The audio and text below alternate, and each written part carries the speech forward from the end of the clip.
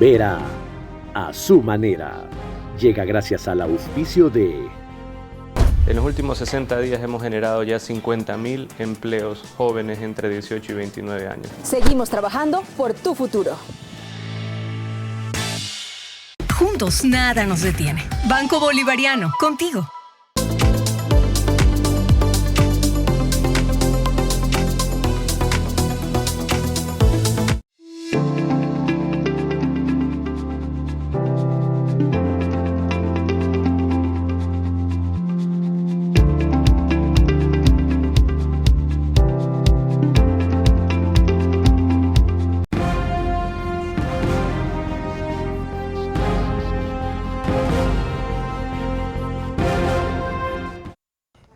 Bienvenidos.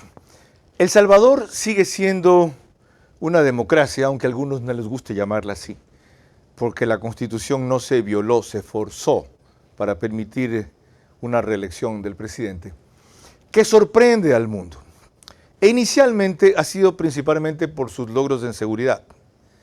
Poco a poco ha trascendido que esos logros se han sostenido por lo que denominan inversión social, o mejor ahora con el terminajo de moda, reconstrucción del tejido social. Para ver esa experiencia, hay una sola autoridad que ha sido invitada del Ecuador hasta ahora, una sola. No el único alcalde, no el único ministro, no el único presidente, una sola. Juan José Yunes. Estuvo durante 3 días muy cercano a la realidad de El Salvador. Y queremos evaluar para qué fue, qué lo impresionó, qué aprendió, qué es aplicable, qué no. ¿Cómo se sintió? Esta noche, en los próximos 60 minutos, el alcalde de San Borondón, Juan José Yunes, primera autoridad del Ecuador invitada a ese país para compartir con nosotros sus vivencias.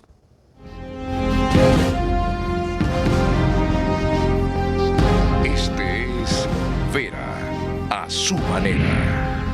Un comunicador que desde 1975 ha sacudido la televisión con formatos y estilos polémicos, sin ocultar sus simpatías ni jactarse de objetividad, pues el periodismo de opinión siempre asume una posición. Bienvenidos a coincidir o discrepar con Vera a su manera. Opinión con propósito. Democracia.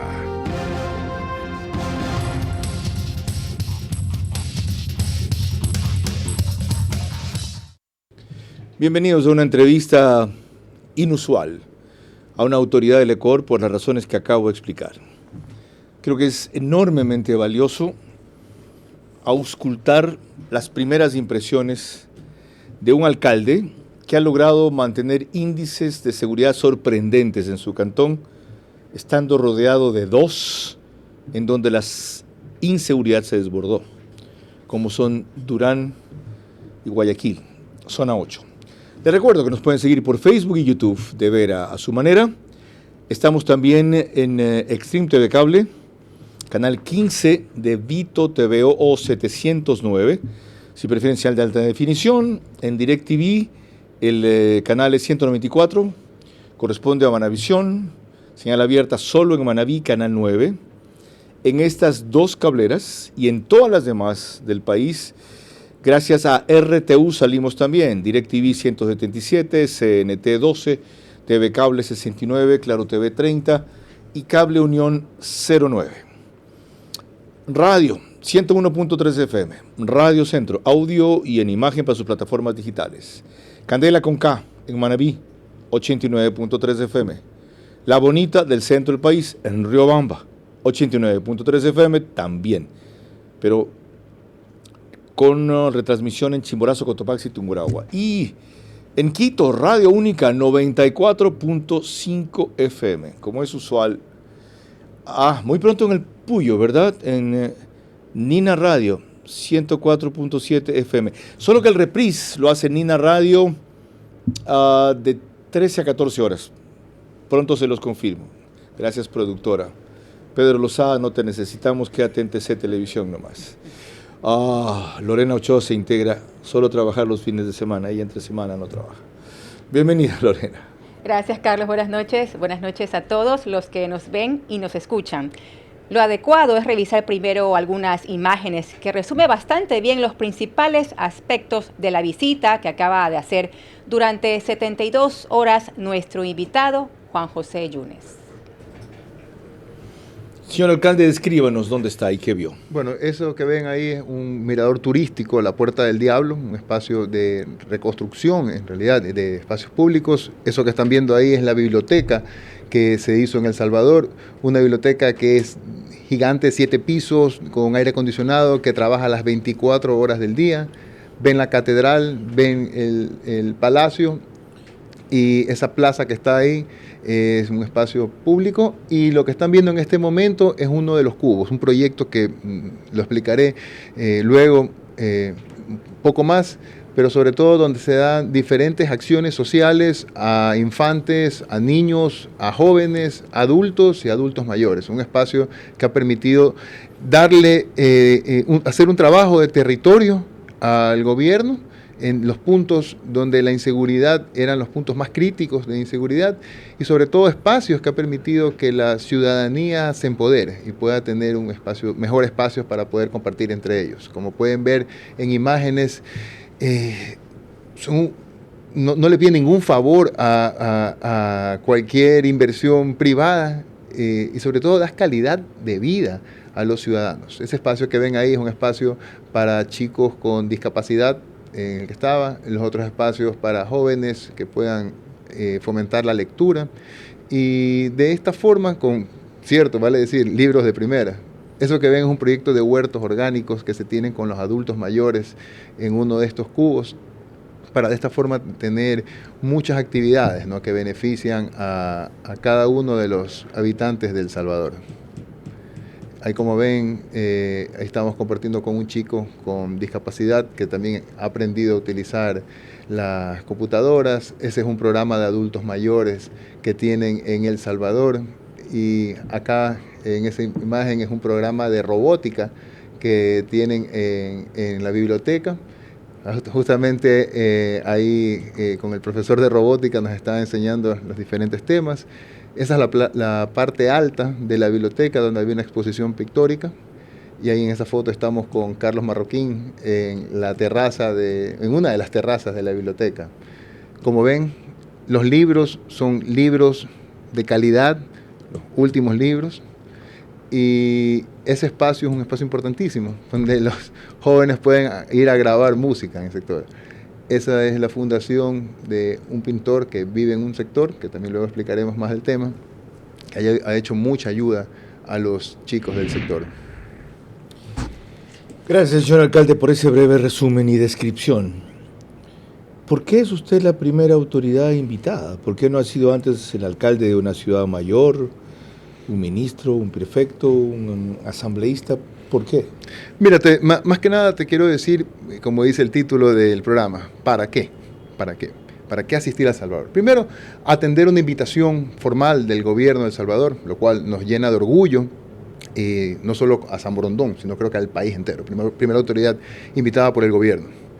¿Para qué? Para conocer los programas sociales que han tenido de la reconstrucción del tejido social, sobre todo porque la reconstrucción del tejido social para las autoridades de El Salvador es parte del plan de seguridad, y es algo que nosotros también hemos hecho aquí con el programa que tenemos con Hugo Acero. Y tercero, para saber si es que los programas que estamos haciendo en San Borondón son los correctos, qué se puede mejorar, qué se puede adaptar, y ellos también conversamos algunos temas de los programas que tenemos nosotros que pueden aplicarlos también allá. Contéstese las 3 preguntas. ¿Son los correctos los programas que están haciendo en San Borondón? Sí, son los correctos, son el mismo camino. ¿Qué se puede mejorar? Se puede mejorar el hecho de tener espacios centralizados para todos estos programas, hacer que estos programas sean sostenibles 100% a lo largo del tiempo, y algo importantísimo, Carlos, que sea parte del plan de seguridad. Y eso es lo que tenemos que ahora, de alguna forma, instituir y demostrar que en San Borondón sí se puede, para que sea una política nacional, poder también trabajar en los temas sociales. Fenomenal, lo entiendo así. Ustedes van a ser una especie de cantón piloto, pionero, líder para mostrar que lo uno se tiene que complementar con lo otro, porque lo contrario no se sostiene. Yo más que complementar le diría, tiene que ser obligatorio. Tiene que ser obligatorio. No sirve de nada tener militares en las calles si tenemos a la población sin oportunidades. No sirve de nada vivir en estado de excepción si tenemos personas que no se sientan atendidas. Y yo creo que eso es algo que nosotros ya lo entendimos en San Borondón y ahora después de esta visita podemos decir que lo corroboramos, que es el camino correcto. Ahora queremos hacer que lo entienda el país y por eso ya ven ustedes la oportunidad de esta entrevista. De paso, la próxima semana vamos a hacer, no sé todavía con quién, un panel sobre inseguridad, el siguiente paso. Se acaba el estado de excepción, el conflicto armado interno será permanente un tiempo y ¿ahora qué? Pero antes de proseguir en eso, el tercer elemento que usted mencionó, ¿qué es lo nuevo que puede adaptar, adecuar, trasladar? ¿Qué experiencias distintas vio aplicables? Lo principal, el hecho de poder trabajar en temas de educación con la ciudadanía. Darles a la ciudadanía no solamente edificios lindos, edificios bonitos, porque esa biblioteca que vimos, lo importante, sí, la biblioteca es espectacular, las fotos salen lindas, pero lo importante, Carlos, y todos los que nos ven y escuchan, es el hecho de ver a la gente tan contenta, cuidando cada espacio de la biblioteca. ¿La gente va? La gente va. ¿Se integra? La biblioteca está abierta 24/7, la gente lo cuida. ¿Van de noche? Van de noche, es un plan de la ciudadanía ir a una biblioteca que para que la gente lo pueda atender en contexto es del porte aproximadamente de San Marino, es un centro comercial grande y en el que la gente va con los niños, van los adultos mayores, van los jóvenes a leer. Hay espacios en las bibliotecas y los cubos, que luego hablaremos de los cubos, en el que hay un espacio para que los niños y jóvenes jueguen PlayStation, por ejemplo. Pero ¿quieres jugar PlayStation? Perfecto. Tienes que leer un libro media hora. Tú después de leer media hora, el premio es que puedas jugar máximo 1 hora de PlayStation, con controles de lectura, fomentando la lectura. Formidable concepto. Y ya que mencionó los cubos, Lorena. Desde la Secretaría de Prensa de El Salvador, Carlos Marroquín, quien es el funcionario del gobierno, quien trabaja con los denominados cubos, explicó cuál es el sentido de este tipo de iniciativas sociales, que se han ubicado en barrios o zonas recuperadas o intervenidas y que son ya más de una docena en ese país.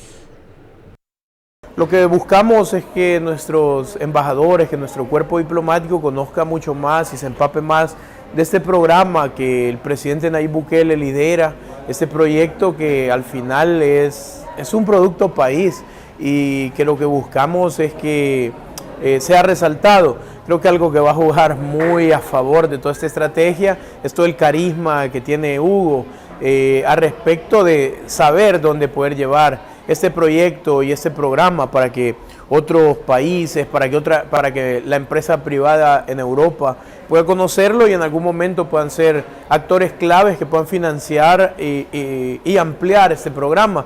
Estamos en este momento ya trabajando para que 54 cubos más se puedan poner ya en función de la población. Vamos a inaugurar 6 de esos cubos en agosto probablemente de este año. Y así la estrategia va a seguir creciendo y va a seguir haciendo todos los aportes en el tema de seguridad que tanto nuestro país lo necesita y que sobre todo comunidades y municipios como Mexicano, San Salvador, Panchimalco, Conchagua, etcétera, etcétera, necesitan pues.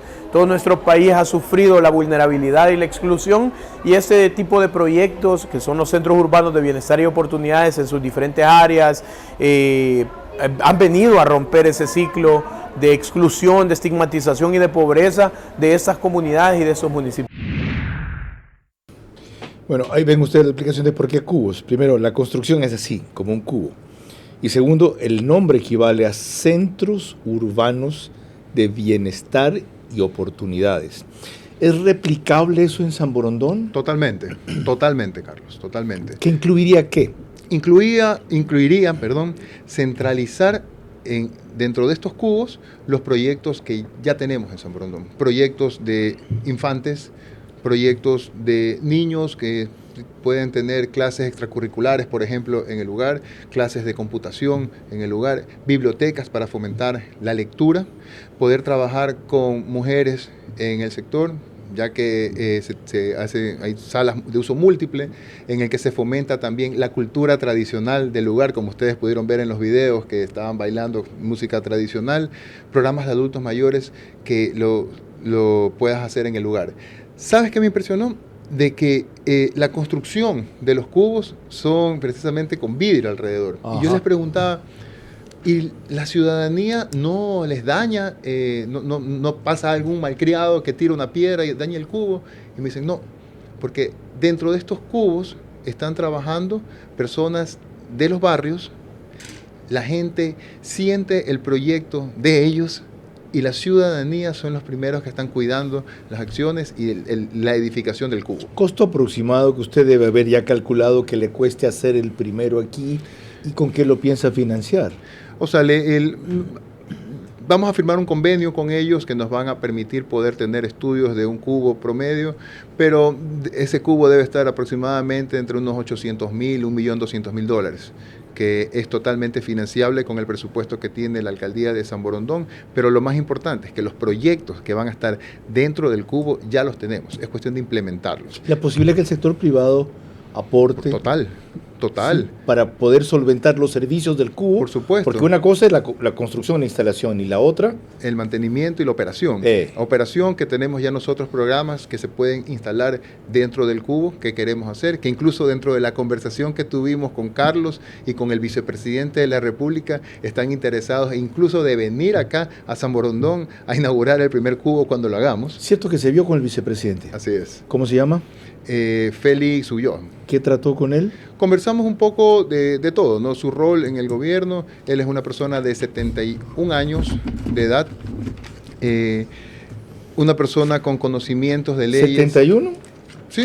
A ver, tengo la foto, pero no tengo, parece. No tengo el video para nada. 71 años. Sí. ¿Sí lo podemos enfocar, Leonardo? Ahí, ok, esa es la reunión. ¿Ya? Y básicamente es una persona de mucha confianza del presidente Nayib Bukele, a quien el presidente escucha mucho, conoce mucho de leyes y ha sido el soporte fundamental para la administración anterior del presidente. Usted ha hecho, si no me equivoco, 3 pasos a desnivel, pasos peatonales, que no tiene nadie en el Ecuador, con ascensor inclusive, con facilidades para personas especiales. ¿Cuánto le cuesta más o menos uno de esos? Cerca de $900,000. Eso conocía, es decir, más que un cubo. Sí, no, casi lo mismo. Ya, y esos, desgraciadamente, ya, la gente los usa muy poco. Hay uno que está frente a De Prati, por ejemplo, que tiene gran circulación de la gente que sale de ahí, o de los trabajadores, usuarios, en fin, de Plaza Navona. No más de esos, porque además lo que deben haber puesto abajo es una cerca para obligar a la gente a que no cruce la calle, pero se hubiera ido 500 metros más allá para cruzar. En fin, ¿cuándo el primer cubo? Esperamos comenzarlo a partir de que tengamos los estudios que nos han quedado en compartir y comenzar a trabajarlo ya. ¿Al fin del año tendrá el primer cubo? No creo que para el próximo año con más seguridad el primer cubo. ¿Cuántos piensa hacer hasta ahora? Dependiendo de la necesidad, lo que hemos pensado y estamos ya analizándolo, llegamos ayer recién, ¿no? Sí. Pero la idea es pensar tentativamente en 2 cubos, pero lo interesante no es construir el cubo ahora, Carlos. Lo importante es dejar institucionalizadas estas acciones, porque yo me voy en 3 años de la alcaldía, pero que esto de aquí continúen haciéndose a futuro más. No solo las acciones, el concepto que acabo de transmitirles a ustedes, Juan José Yunes, y que felizmente lo tenía desde antes, pero con esto lo ha reafirmado ahora, y que esto pueda generar emulación, adaptación, superación en otras alcaldías del país o jurisdicciones. Es el momento de la inversión social para la reconstrucción del tejido social, que sea obligatoria, como él dijo, no complementaria, obligatoria, con una política de seguridad que empieza por la represión y la sanción, pero no puede terminar allí. Lorena. Cuando volvamos, el tema más polémico en El Salvador, su lucha contra la inseguridad. Los avances de El Salvador en seguridad se han estabilizado por los progresos en la reconstrucción del tejido social. Esa es la mayor lección. La represión con inversión social sirve. Si no, es frágil y temporal. Yo no soy un atleta, pero pero me estoy inscribiendo en la carrera Corremos por una Causa, para apoyar a la lucha contra el cáncer infantil. ¿Ya te inscribiste? Contamos con tu aporte. Inscribirte es demasiado fácil. Solamente tienes que ingresar a la página J Player Races. Aquí ingresas, pones tus datos, tu categoría y además aquí mismo puedes hacer tu contribución con el pago de la carrera. Te esperamos.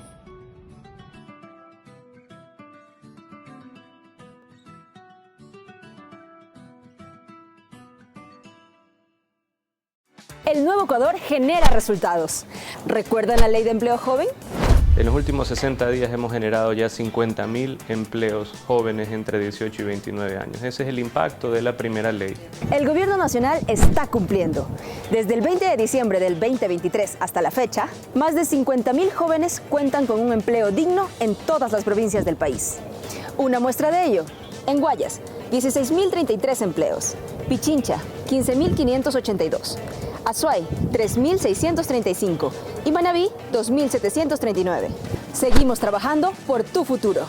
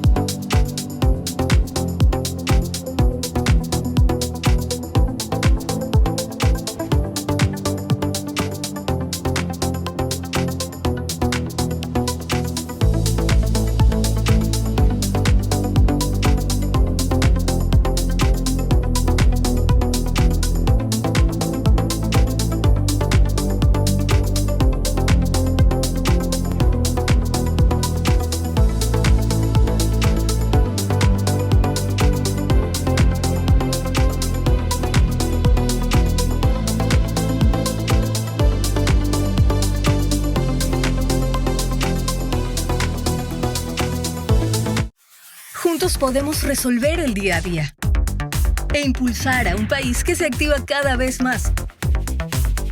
Hallamos tiempo para vivir lo más importante, sin importar dónde estemos ni a dónde queremos llegar. Porque lo que eres nos mueve a ir contigo a cada paso, con soluciones para lograr más cada día. Juntos nada nos detiene. Banco Bolivariano, contigo.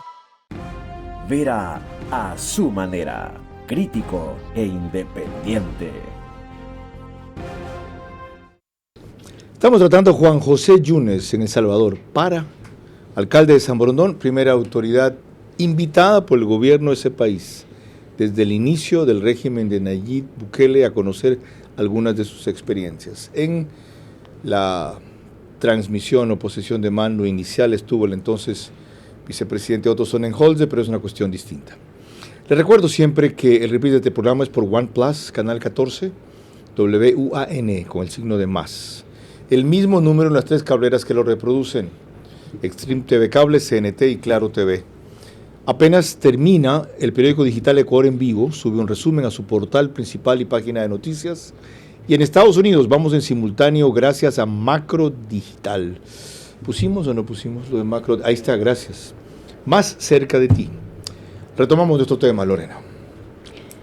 Carlos Barroquín, de quien hablamos hace pocos instantes, cuando fue invitado a este programa el año pasado, puso énfasis en que la política de seguridad de Bukele comenzó en el 2019 y la refirió en estos términos. En el año 2019 el presidente lanzó nuestra política de seguridad, que estaba escrito en el plan de gobierno que él presentó cuando era candidato. El plan de gobierno se llamaba Plan Cuscatlán. Dentro del Plan Cuscatlán nace la estrategia que se lanzó en el 2019, ya siendo presidente constitucional de la República de El Salvador, se llama Plan Control Territorial. El Plan Control Territorial tiene 7 fases. A este momento en El Salvador solo funcionan únicamente 5.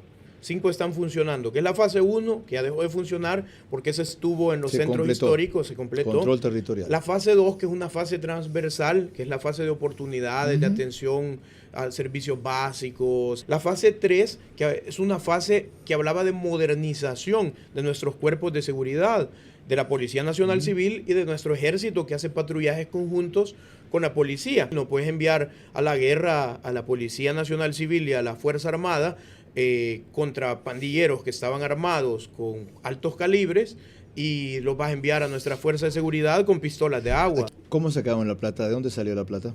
Bueno, la plata en una parte sale del presupuesto anual que se presenta como nación, y también de el apoyo que recibimos de bancos como el BCE, el BID, que financiaron esta fase del Plan Control Territorial.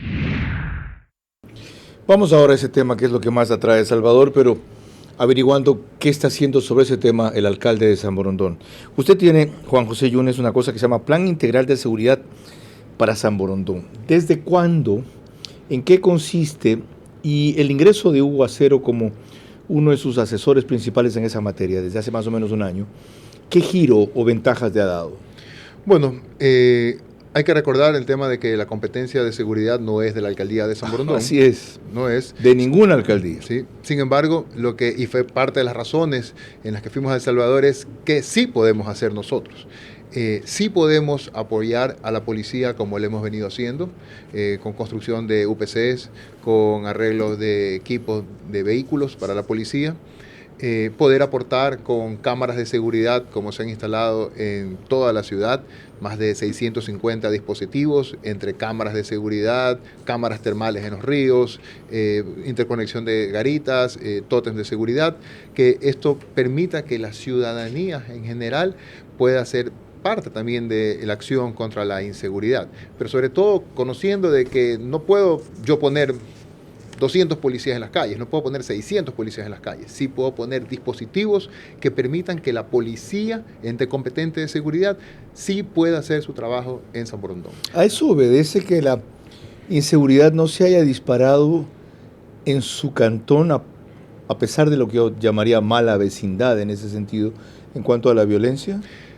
En gran parte sí, le puedo decir porque estamos más organizados, sí le puedo decir porque uno se preocupa en su cantón y utiliza también las fortalezas que tiene el cantón. Por ejemplo, que son la geografía del cantón, 10 kilómetros que uno puede tener cámaras de entrada, de ingreso del cantón en cada una de las entradas y salidas de la ciudad, no solamente en el sector de la Puntilla, sino también en la cabecera cantonal, en diferentes sectores, poder identificar, poder hacer también con la geografía, poder controlar los ríos con cámaras termales, tanto en el Babahoyo como en el Daule. Eso me llamó la atención, hay cámaras termosensibles. Así es. Es decir, que de noche ven a una persona moviéndose, aunque sea un sector oscuro. Así es, y hay una... aparecen como se ven en las películas, en verde en las cámaras. Sí, así como vemos en las películas en la frontera de los Estados Unidos, así mismo se ve por el sensor de calor, si una embarcación no identificada se acerca mucho a una ciudadela, con la interconexión de garitas se avisa a la ciudadela y de esta forma poder trabajar. ¿Ya hay interconexión de garitas? Sí, señor, hay interconexión de garitas, todas las garitas conectadas a nuestro centro de monitoreo. ¿Tienen ustedes la mitad de policías disponibles de los que necesitan? ¿Cómo hacen para usarlos con eficiencia? Uno tiene que ser recursivo, Carlos, y por eso le decía, sé que para nosotros es imposible poder contar con más policías, lo hemos pedido, nos han mandado, se los han llevado, y este juego ha sido permanente, pero sí se pueden, si bien no podemos nosotros controlar que nos manden 300 policías, sí pudimos haber puesto y pusimos cámaras de seguridad, dispositivos que permitan que la policía pueda agilitar su trabajo. Vamos a un nuevo elemento que en algún momento inclusive algunos de los residentes de San Borondón como concepto impulsaron. Lorena. El mismo Carlos Marroquín respondió aquí una pregunta respecto al dilema que teníamos el año pasado. ¿Permitir o no el porte de armas por parte de los civiles? Esto porque en El Salvador no es permitido. Antes de que penses en darle armas a tu población y que tu pueblo se arme y todo, mejor modernizar los cuerpos de seguridad, porque si tenés cuerpos de seguridad que viven de forma raquítica, que no tienen un buen salario, que no tienen acceso absolutamente a nada por ser personas de alto riesgo, mejor guardemos todo y vámonos, porque la sociedad no cambia de esa manera. ¿Cuál es su concepto sobre el porte de armas? Aquí hay todo un movimiento que apoya el que, cumpliendo nuevos requisitos, entre ellos capacitación, un tiempo mínimo de entrenamiento, 200 tiros al blanco, por ejemplo, exámenes psicológicos, etcétera, idoneidad y algo más. Sobre todo los grupos más vulnerables al delito, sectores agrícolas, ustedes tienen una gran región arrocera, camaroneros, otros, y en algunos casos propietarios de domicilios que quieren, más que tenencia, poderla tener en su domicilio. ¿Usted está a favor de esa política, pero restringida? Te diría que no es el momento ahorita en Ecuador. Es mi posición, mi posición. Por el Ecuador que estamos viviendo ahora. Por un momento en que la ciudadanía todavía no se siente respaldada, que la ciudadanía se siente insegura. Cuidado, el libre porte de armas va a derivar en que haya grupos insurgentes que quieren hacer justicia por su propia mano. Puede ser el remedio peor que la enfermedad en estos momentos en el Ecuador. Ni siquiera para sectores específicos como los dos que mencioné, hacendados y camaroneros. Yo creo que hoy en día, y vemos que si abrimos esto de aquí para sectores específicos, de repente se convertirán todo el mundo en arroceros, en camaroneros, en ganaderos, y sabe a lo que me refiero, ¿no? Entonces puede fomentar también la corrupción para los permisos de porte de armas. Entonces, como le digo, para mí no es el momento. Es una opinión personal. Y me uno, porque he cambiado la mía a raíz de que se demostró que las Fuerzas Armadas, con la policía, usadas eficazmente, sobre todo manteniendo un control en los centros de operación de delito que hay en las cárceles, han logrado bajar la seguridad sin necesidad de que los civiles porten armas. Entonces, con la definición específicamente coincido, por el momento. Ojalá sea sostenida eso. Ahora, permítanme compartir con ustedes un par de testimonios personales de mi experiencia reciente en El Salvador. De las cosas que más me llamó la atención es ver en lo que equivale en San Salvador a la Plaza del Centenario en Guayaquil, un sitio vivo de noche, que aquí, ni allí, ni en el Malecón 2000, ni en la Plaza de la Independencia de Quito, ni en el Parque Calderón de Cuenca, ni en el Parque Calderón de Cuenca, se puede disfrutar. La Catedral de San Salvador, como oyen aquí, se promueve el dólar porque está dolarizado este país. Esta es la plaza central llamada Gerardo Barrios. Ese edificio que ven allá es la Biblioteca Nacional que remodeló y reinauguró el presidente Bukele. Y sobre mi derecha, el Palacio Nacional. Esta es la parte histórica de El Salvador. Miren la cantidad de gente que viene acá de noche, porque ahora que hay seguridad se puede salir. Y ese que está allí, no sé a quién lo conozcan, pero llegó recién del Ecuador. Ahora, si no critiquen mi cámara. Veamos un segundo testimonio, ¿ya? Porque eso era un video hecho más bien para la familia, pero no tengo ningún problema en compartirlo. A mí me llamó mucho la atención lo que van a ver en esta zona. Una vista de la catedral de frente, otra del Palacio Nacional de frente, la biblioteca que construyó Bukele. Y noten la cantidad de gente que sale ahora, libremente, sin miedo, por las calles, cosa que antes no se podía hacer. Es impresionante. Había músicos tocando en una esquina, en otros niños jugando con voladores, algunos con otro tipo de entretenimiento lúdico, en fin, parecía otro mundo. Y sobre todo esto fue a fines del año anterior, noviembre, octubre, cuando aquí era impensable una circunstancia así. Pero a propósito de eso, ¿usted quería acotar, señor alcalde? Sí, y me quedo con unas palabras que tú dices ahorita en tu video, que la gente valora caminar libremente, valora poder estar, conversar.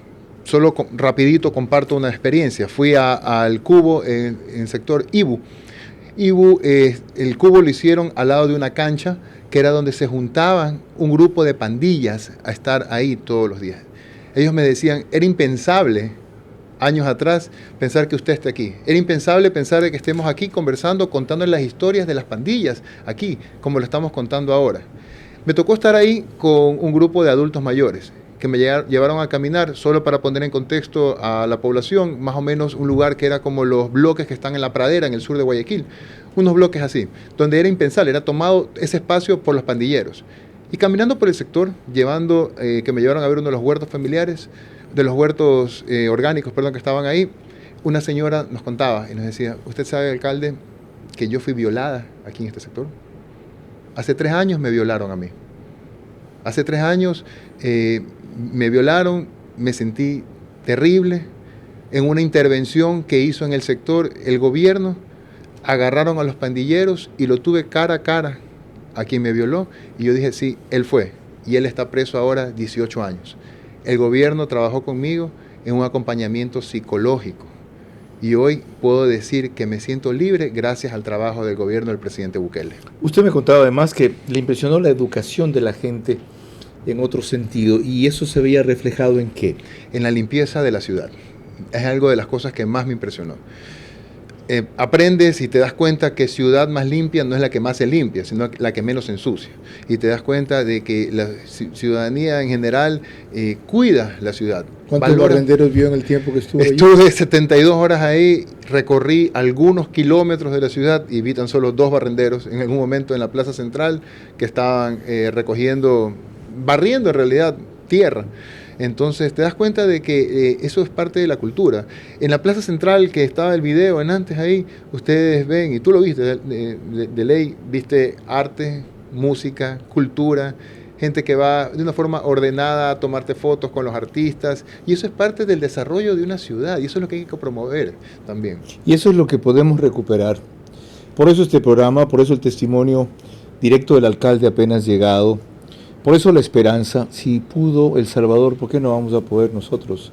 Hay algunas diferencias, especialmente porque allá ese país estaba tomado por pandilleros, aquí está tomado por narcotraficantes, y los narcotraficantes suelen ser un grupo más poderoso financieramente, pero no menos cruel que el que allá ejerció el poder. Si alguien era de un barrio y pasaba a otro sin autorización y lo identificaban, simplemente lo mataban, porque estaba fuera de su territorio. En fin, vamos a hablar de otros aspectos de eso enseguida. Lorena. Cuando volvamos, lo que dijo Nayib Bukele a la BBC de Londres en una célebre respuesta respecto a por qué se había apresado a tantos inocentes. Los avances de El Salvador en seguridad se han estabilizado por los progresos en la reconstrucción del tejido social. Esa es la mayor lección. La represión con inversión social sirve, si no, es frágil y temporal. El nuevo Ecuador genera resultados. ¿Recuerdan la ley de empleo joven? En los últimos 60 días hemos generado ya 50.000 empleos jóvenes entre 18 y 29 años. Ese es el impacto de la primera ley. El gobierno nacional está cumpliendo. Desde el 20 de diciembre del 2023 hasta la fecha, más de 50.000 jóvenes cuentan con un empleo digno en todas las provincias del país. Una muestra de ello, en Guayas, 16.033 empleos. Pichincha, 15.582. Azuay, 3.635 y Manabí, 2.739. Seguimos trabajando por tu futuro.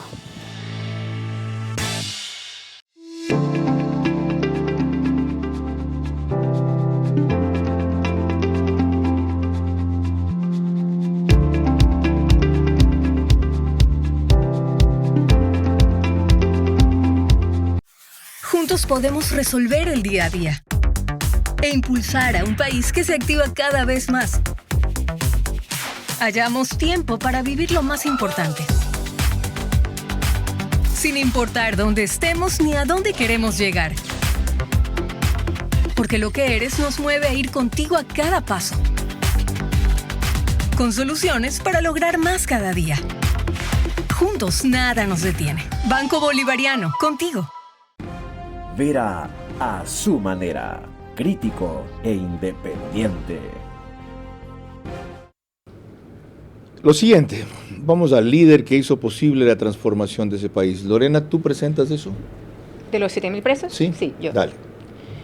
En una conferencia de prensa que dio antes de la proclamación de resultados en las elecciones, Nayib Bukele contestó en inglés a un periodista de la BBC de Londres que averiguaba por qué había 7.000 presos, inocentes en El Salvador, que además ya habían sido liberados. Al responder, el presidente Bukele lo que hizo en realidad fue resumir la filosofía de su política de seguridad.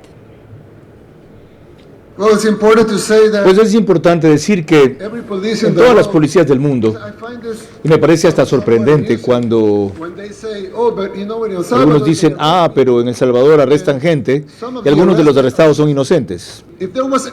Si hubiera uno tan solo policía en el mundo, una, en el Reino Unido, España, Francia, Estados Unidos, Canadá, cualquier policía del mundo,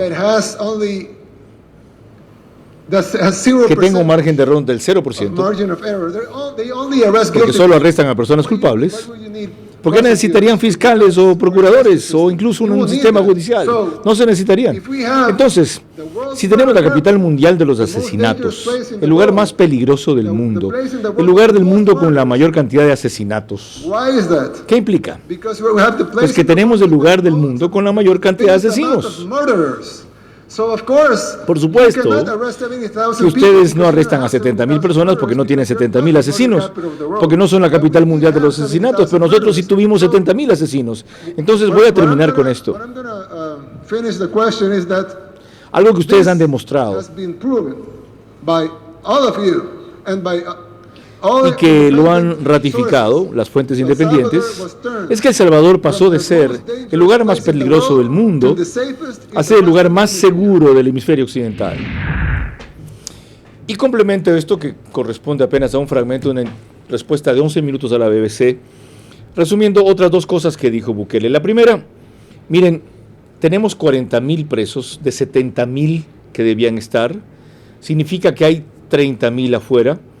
Ellos tienen 500.000 colaboradores en El Salvador, que eran principalmente sus familiares y compañeros, que los alojaban o los ocultaban sabiendo lo que hacían. No podíamos coger presos a 570.000 personas. Hemos capturado 40.000 y sí, hemos liberado 7.000 inocentes que cayeron presos luego de verificar que no debían estar encerrados. ¿Qué país del mundo hace eso?, preguntaba Bukele. Y la otra cosa que él decía, que es terriblemente importante recordar, si se apresan a los autores y también a los principales colaboradores y se sienta un precedente, se consigue el resultado que hemos conseguido hasta ahora. Si solamente estamos atacando al principal autor y no a los colaboradores, como les llamaban ellos, los resultados que ven ahora no se hubieran podido producir. Por último, dijo, ustedes apliquen su política de seguridad en su país. Aquí la hemos hecho y no ha funcionado. Hemos hecho lo que dijo el Banco Mundial, lo que dijo la OEA, lo que dijo el BID, lo que dijo el FBI, lo que dijo Scotland Yard, y no ha funcionado. Eso es lo que hemos venido intentando. Ahora, lo nuestro para nosotros. Si ustedes ven que les sirve, bien. Si no les sirve, también. Déjennos manejar nuestra seguridad como nos parece. ¿Qué le parece a usted esa política?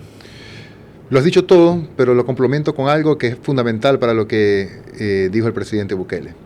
Mucho análisis es parálisis.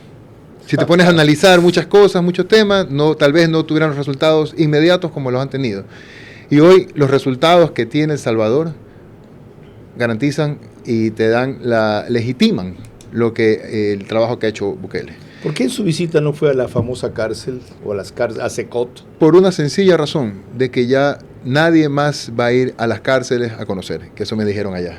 La última persona, el último periodista que fue a cubrir el tema del Secot fue Luisito Comunica, que en su video de YouTube enseñó lo que es la cárcel, ¿Por qué? Porque se está convirtiendo de que la cárcel, el CECOT, es el Walt Disney ahora de Latinoamérica, donde todo el mundo quiere hacer las coberturas, todo el mundo quiere ir. Dijeron, no, se acabó esto de aquí, ya vinieron, ya vieron, ya comprobaron, ya se rompieron los mitos que decían que aquí se trata mal a la gente. No, ellos van y hablan con los presos y los presos dicen, les dan comida, les dan las salidas, claro, con las cortes de libertades que debe tener un preso, ¿no?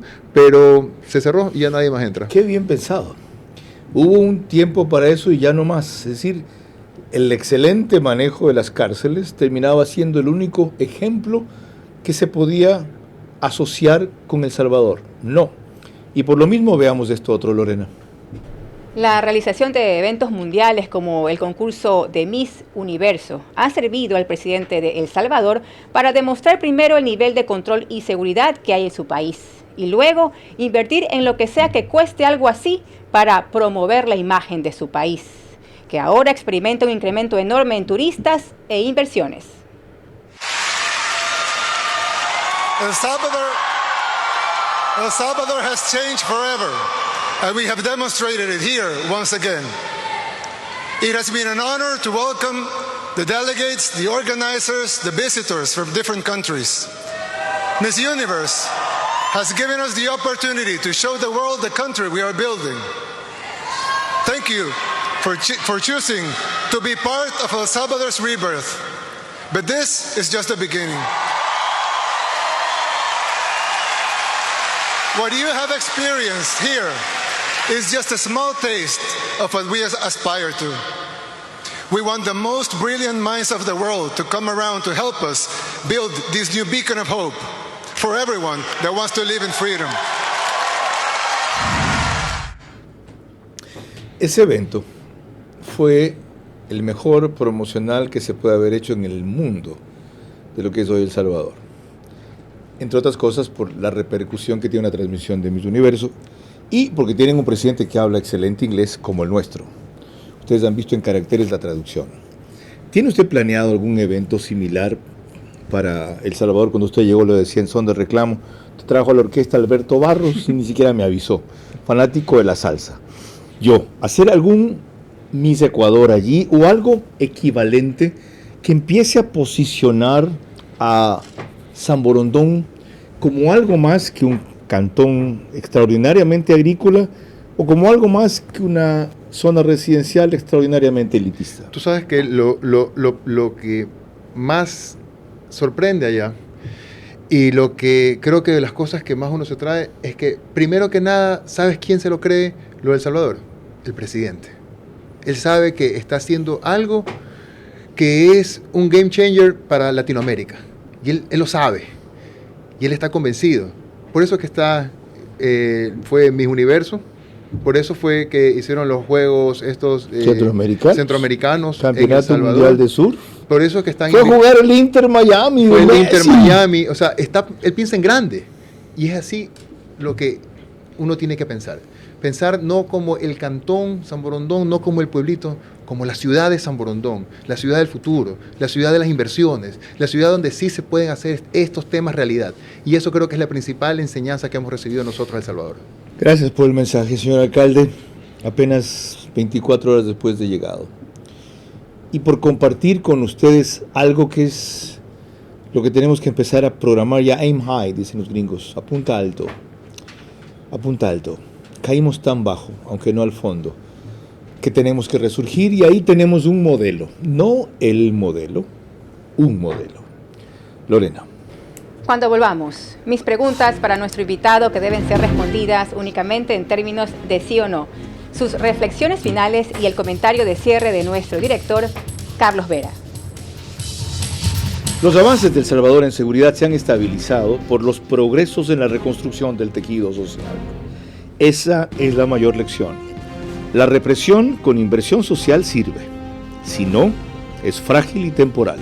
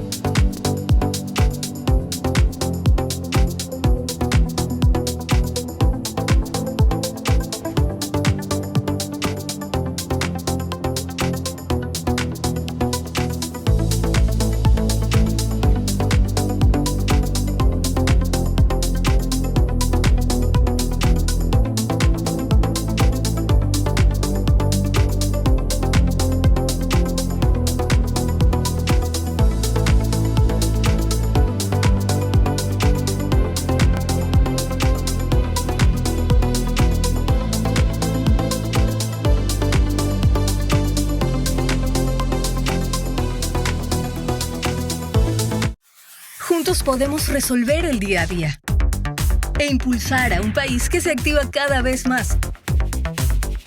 Hallamos tiempo para vivir lo más importante, sin importar dónde estemos ni a dónde queremos llegar. Porque lo que eres nos mueve a ir contigo a cada paso, con soluciones para lograr más cada día. Juntos nada nos detiene. Banco Bolivariano, contigo. Vera a su manera, crítico e independiente. Parte final de este programa especial en donde hemos respondido sobre la presencia del alcalde de San Borondón, Juan José Yunes, en El Salvador. Ustedes han tenido las principales respuestas. De paso, gracias por la primicia, señor alcalde, no lo dejé ni bajarse del avión. Lorena. Le recuerdo a nuestro invitado que sus respuestas, por favor, únicamente en términos de sí o no. Número 1.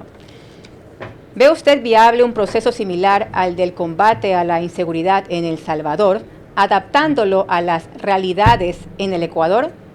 Sí. 2. ¿Considera inevitable que existan excepcionalmente u ocasionalmente violaciones a los derechos humanos de los delincuentes e incluso de los inocentes, si lo que se busca es disminuir las muertes violentas con urgencia? Sí, y primero los derechos humanos de la ciudadanía. Número 3. ¿Considera a El Salvador una democracia a pesar que la Constitución prohibía la reelección y el presidente Bukele logró forzarla para que lo permita? Hubo elecciones, la gente votó y sí. Número 4. ¿Trae usted lecciones importantes sobre el combate a la inseguridad que puede aplicar a la jurisdicción que maneja, es decir, San Borondón? Sí, con la reconstrucción del tejido social. La última. ¿Combatir a las pandillas como lo hizo Bukele es menos complejo que combatir al crimen organizado apoyado en el narcotráfico, como está ocurriendo ahora en el Ecuador, sí o no? Sí es menos complejo, pero no es imposible combatir al crimen organizado. Gracias. Gracias, señor alcalde, por compartir con nosotros sus primeras impresiones de esta rápida pero profunda visita a El Salvador. Tienen ustedes una evaluación de primera mano de la primera autoridad del Ecuador invitada por el gobierno de Nayib Bukele a observar principalmente la experiencia de reconstrucción del tejido social en ese país, que comenzó desde el principio del proceso de lucha contra la inseguridad, pero que no fue muy notoria hasta ahora, en que se ha logrado estabilizar aquello, en que se mantiene un nivel mínimo o nulo de muertes violentas, y la gente empieza a darse cuenta de por qué eso sigue funcionando. Aquí han escuchado algunas de las claves. Aquí estamos también en el principio. Se perdieron casi 2 años en el gobierno anterior, mientras que en 2 meses empezó lo que debimos de haber hecho con mucha anticipación. Pero es tiempo de que simultáneamente, paralelamente, con la misma o mayor intensidad, comiencen todos los procesos de reconstrucción del tejido social que se han anunciado y que no se ven. Los sectores intervenidos están saneados, liberados, la ocupación del territorio dada, pero no hay allí inversión social. Y en donde sí la ha hecho las Fuerzas Armadas, en donde sí la ha hecho, ha funcionado, en las cárceles. La iniciativa de ellos de tratar a los seres humanos no como reses, sino como presos, haciéndoles cantar el himno nacional, uniformándose, barriendo las cárceles, ordenándose en la comida, acabando con la extorsión, es el principio. Aunque eso no corresponde a las Fuerzas Armadas. Es entonces un nuevo tipo de intervención que debe ser tomado como modelo, pero no como debut y despedida de esta experiencia. En la medida en que el presidente Noboa y su gobierno lo entiendan así y la sociedad lo acompañe, lo que hemos avanzado se quedará para rato. Si no, lo vamos a retroceder más pronto de lo que se imaginan. Estamos advertidos y las lecciones del Salvador compartidas. Lorena. Mañana a las 22 horas, por el Día Mundial de la Mujer, nuestra invitada central y especial precisamente será una mujer, la doctora María Fernanda Cabal, senadora colombiana y candidata a la presidencia de la República en su país. Ayer fue un personaje central en las marchas de protesta contra el régimen de Petro. Hasta entonces, que tengan un descanso reparador. Buenas noches.